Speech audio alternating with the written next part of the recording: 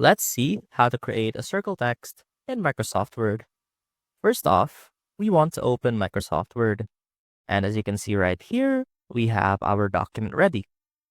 Now let's go ahead and insert our text box. And right here we have our text box.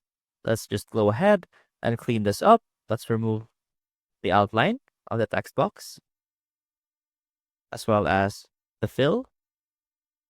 Now to change this text into a circular text, simply click on Text Effects. Now click on Transform. And right here, you'll see that you have the option to change it into a circle.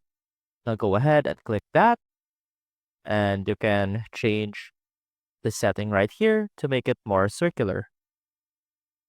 And that is how you create a circle text in Microsoft Word.